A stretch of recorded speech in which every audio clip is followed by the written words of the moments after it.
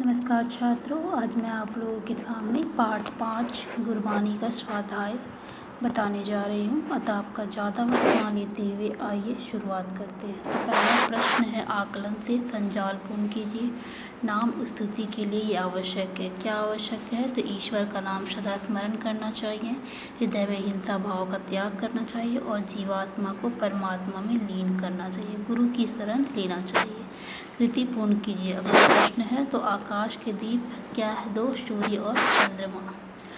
आकाश के दीप हम किसे कहते हैं? सूर्य और चंद्रमा को। तो ये हमारा पहला और दूसरा और आप प्रश्न है जो कि संजाल पूर्ण कीजिए और कृति पूर्ण कीजिए है। अतः अब दूसरा प्रश्न हमारा हो जाएगा शब्द संपदा से। तो शब्द संपदा में व्यक्ति युक्त शब्द लगाकर हमें शब्द बनाना है, जैसे दानवीर लगाकर हमें बनाना है, प्रत्यय लगाकर शब्द को बनाना है। तो दान, दानवीर, दानशील, दया, दयावान, दयालु, गुण, गुणवान, गुणवत और अंतर, अंतरजाल और अंतराल। अंतरजाल इंटरनेट को कहते हैं और अंतराल गैप को कहते हैं। आइए वह व्यक्ति जानते हैं। पहला प्रश्न है कि गुरु बिन ज्ञान न होई। उक्त पर अपने विचार लिखिए। गुरु के बिना ज्ञान की प्राप्ति करना संभव नहीं है। मानव जीवन या संसार मोह माया और अज्ञानता से भरा हुआ है। चारों तरफ संयम और सुविधा के बादल छाए हुए हैं। गुरु के बिना मनुष्य इस अंधकार में भटकते रहता है। जीवन पथ पर चलते समय गुरु ही हमारा उचित मार्गदर्शन करके सच्चा राह दिखाता है। अज्ञानता के अंधकार व शंकाओं का समाधान करके जीवन लक्ष्य की तरफ अग्रसर करता है। गुरु ही हमें चरित्रवान बनने के लिए शिक्षा देकर हमारा नैतिक उत्थान करता है। गुरु ही हमारे अंतर्मन में सामाजिक, धार्मिक, आर्थिक, राष्ट्रीय जीवन व मानवीय मूल्यों का संवर्धन करता है। गुरु ही हमें श्रेष्ठ नागरिक बनाता है, जिससे हम समाज व देश के प्रति अपनी नैतिक जिम्मेदारी को बखूबी समझते हैं और उसका निर्वाह करते हैं। अतः सही मार्ग का अनुसरण करने व जीवन लक्ष्य तक पहुँचने के लिए समय समय पर गुरु का मार्गदर्शन आवश्यक है।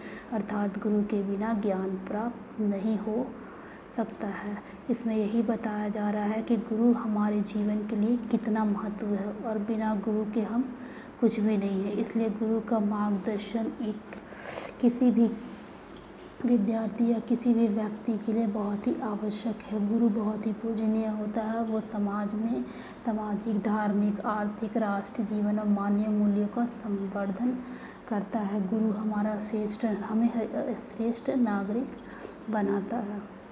अगला प्रश्न है, ईश्वर भक्ति में नाम स्मरण का महत्व होता है। इस विषय पर अपना मंतव्य लिखिए।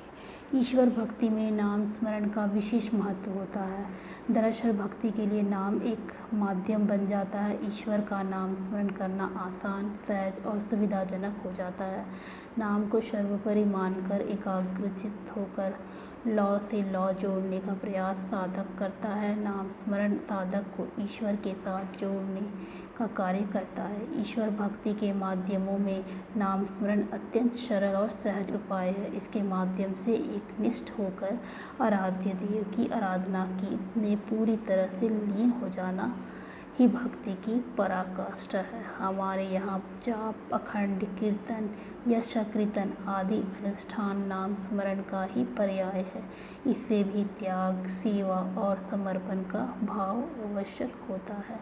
इस उत्तर में ईश्वर के प्रति भक्ति नाम स्मरण का विशेष महत्व बताया गया है। किस प्रकार ईश्वर का नाम स्मरण करने से हमारा आसान, सहज और सुविधाजनक जीवन हो जाता है और हमारे जीवन में एकाग्रता आती है। नाम को सर्वोपरि मानकर एकाग्रचित्त होकर लौ से जुड़ने वाले का प्रयास साधक करता है।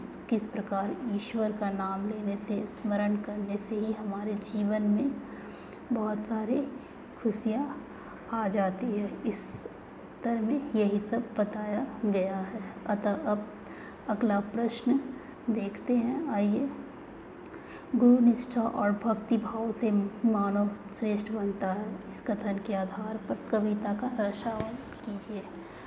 गुरुनिष्ठा और भक्ति भाव से ही मानव श्रेष्ठ बनता है, यह कथन बिल्कुल सत्य है और मैं इससे पूरी तरह सहमत हूँ। गुरु के प्रति जब तक निष्ठा अर्थात अटूट विश्वास नहीं होता है तब तक हम उनकी बातों में भी विश्वास नहीं करते हैं। संयम की स्थिति बनी रहती है। कहने का तात्पर्य यह है कि निष्ठा के बिना उचित मार्गदर्शन संभव नहीं है, अर्थात मार्गदर्शन के लिए गुरु कृपा आवश्यक है, यानी बहुत ज़रूरी है, और उसके लिए गुरु के प्रति निष्ठावान होना ज़रूरी है। भक्ति भाव के से मन शुद्ध और पवित्र होता है, मन के सारे विकार दूर हो जाते हैं, जिसके फलस्वरूप मन साफ रहता है और किसी भी कार्य में मन को एकाग्रता के साथ लगाया जा सकता है। यहाँ तक कि ईश्वर भक्ति या ईश्वर प्राप्ति के लिए दोनों आवश्यक, अर्थात गुरु निष्ठा और भक्ति भाव। इससे मानव की आत्मोन्नति होती है, जिससे वह श्रेष्ठ और बनता है।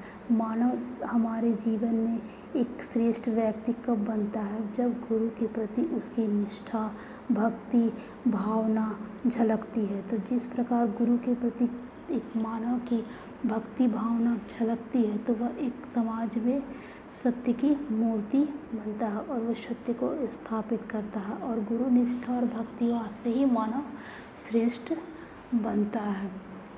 अब अगला प्रश्न हम देखते हैं साहित्य संबंधित समान ज्ञान से। तो गुरु नानक जी की रचनाओं के नाम है क्या? गुरु ग्रंथ साहिब आदि।